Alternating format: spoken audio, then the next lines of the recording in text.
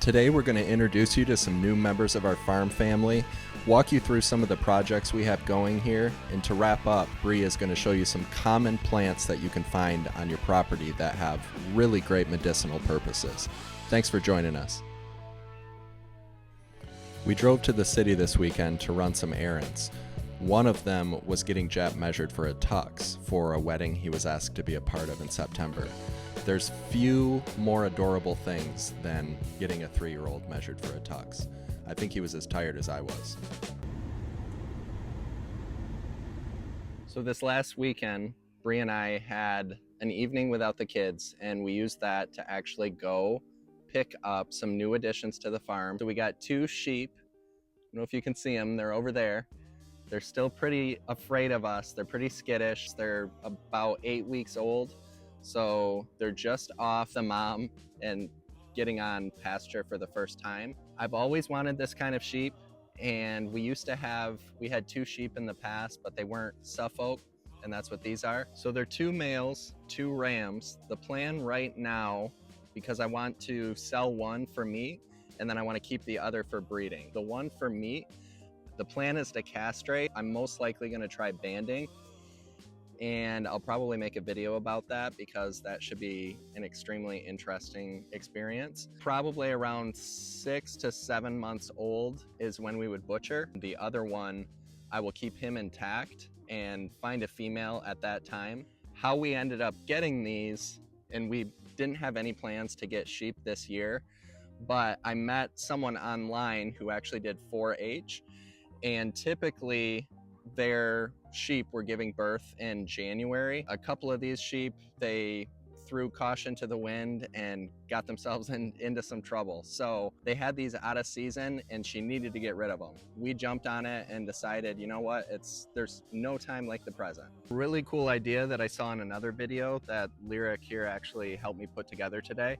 Because we're not planning on feeding much grain, if any, to the sheep, because they should be able to survive with a mineral supplement and just on grass.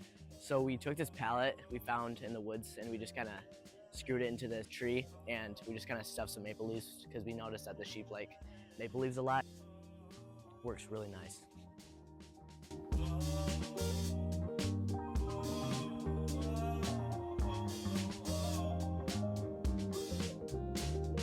We've had a couple people ask what the plan is with the pigs, whether we're going to eat them, whether we're going to keep them as pets, whether we're going to breed them. It's a little bit of everything. The idea, because Bella over there is pregnant right now, she is going to have her piglets probably by August or September. And the idea really is just to start a constant cycle of keeping meat in the freezer and breeding certain ones. So once her babies are born, we're going to keep some of the males to eat, and those are the ones that will castrate early on. You castrate them just because if they stay intact, then the meat kind of goes bad after a while, where it's not as flavorful, it's not as desirable to eat, especially if you're going to be selling the meat. And then Edward here, because he has not yet bred with her, we'll keep him as a breeder. So the 2 of these pigs will be able to breed in the future to create more pigs. The babies that she has will also be able to be a part of that as well. So some of those will be food, some of them will be breeders, and we can kind of grow our operation from there. We have this huge section of forest right here behind me that has never been utilized because the growth is all so thick in there. And my plan is to surround it with high tensile fencing.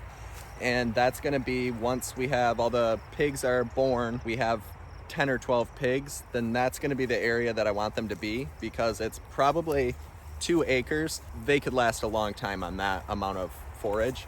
I'd like for them to clear that out, and then maybe eventually it can be a little more usable for us. We want to eventually get like a dairy cow, and that would be a really good spot for them as well. So for the first time in a long time, I actually feel really good about where we're at for firewood for the year. And it's only July. Usually I'm not to this point until it's like September, and then the wood doesn't have enough time to dry out, and we wish we had gotten to it sooner. I'm not sure what it is exactly, because something as important as heating your house for the winter you would think would take absolute priority, but it falls to the bottom of the list every year. Other things take precedence, and then we end up fighting for it way too late. When it comes to firewood, we're primarily using oak and other hardwoods in our wood stove.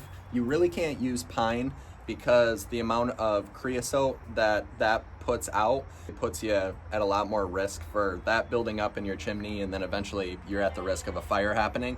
So we really stick to hardwoods for that. We do occasionally harvest pine, but we'll use that for bonfires outside. We try to season it. After we cut it and split it, we stack it, and we try to season it for about a year.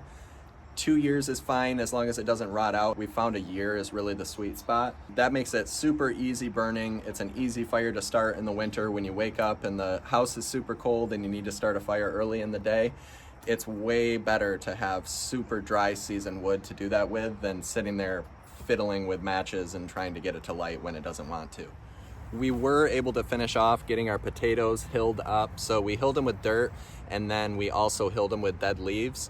So this is giving them a ton more growing space and preventing the sun from doing any damage to the tubers that might pop out through the soil.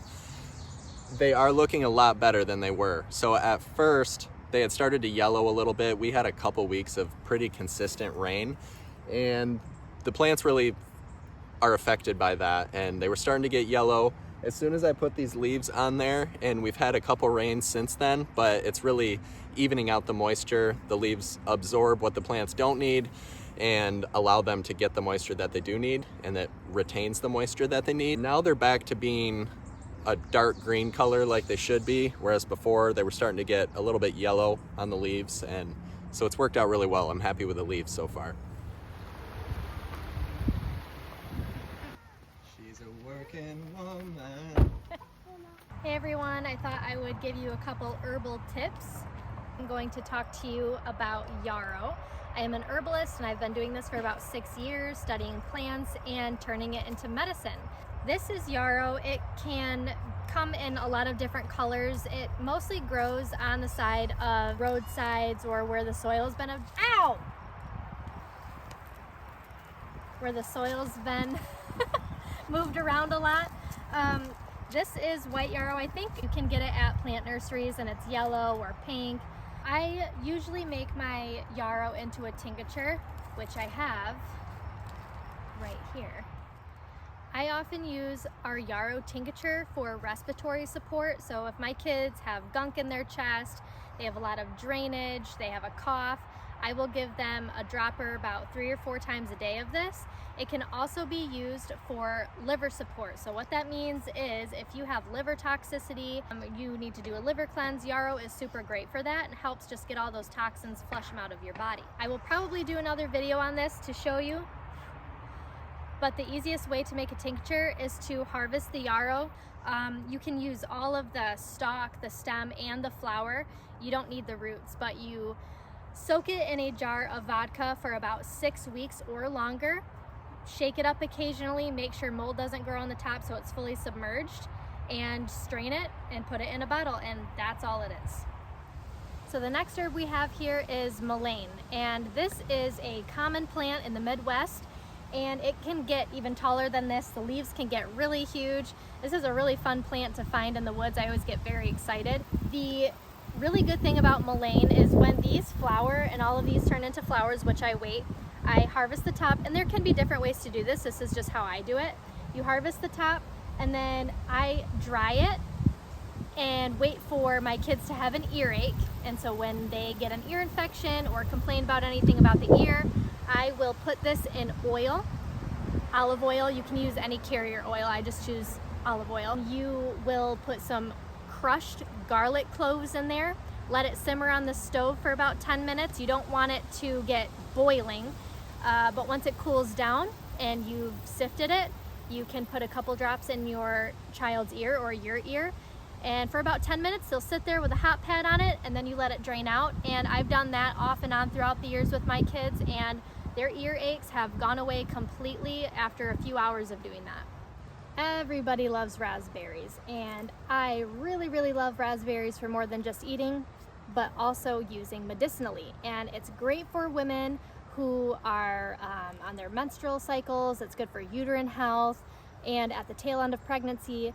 taking raspberry leaf tea is also super beneficial for you. An easy way to use raspberry leaf is to just pluck them. They are a little prickly underneath, so I do usually wear gloves for this, but you just take all of the leaves off and you dry it. And after you wash it and dry it, you make it into a tea. You just put it into a little tea container and soak it. You can mix it with other herbs like chamomile or tea packet if you would like. Harvesting your own raspberry leaves is a great way to tighten and strengthen your uterine wall and your pelvic floor. So all you ladies out there, this is the herb for you. Plantain is rich in vitamin C, potassium, and serves as a great prebiotic for a good healthy gut microbiome. So you can just harvest this and eat it in your salad and put some dressing on it, put some vinegar on it, however you choose, but I would definitely add this to your salad mix. Can be a little bitter, so I personally like to mix it in with other lettuces, but I would use it nonetheless.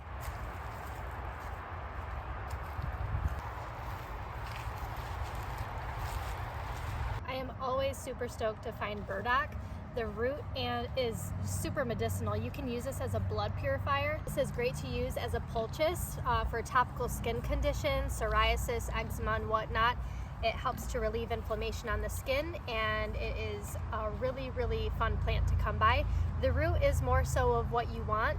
You can eat the root, or you can make it into a tincture, and you can use the root and leaves for the poultice.